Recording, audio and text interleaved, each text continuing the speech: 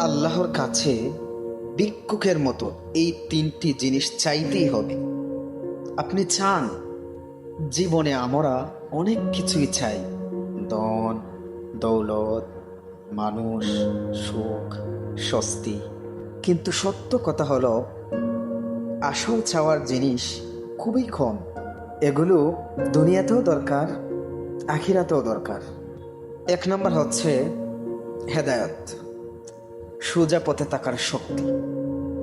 দুই নম্বর হচ্ছে উত্তম জীবন সঙ্গী, যার হাত ধরে জান্নাত পর্যন্ত নিয়ে যাবে। তিন নম্বর হচ্ছে উত্তম মৃত্যু, যে নিঃশ্বাস ত্যাগের সময় শেষ নিঃশ্বাস ত্যাগ যেন হয় আল্লাহর নাম ধরে, ইমানের সাথে। এই তিনটি জিনিস আল্লাহর কাছে ভিক্ষুকের মতো চাইতেই হবে।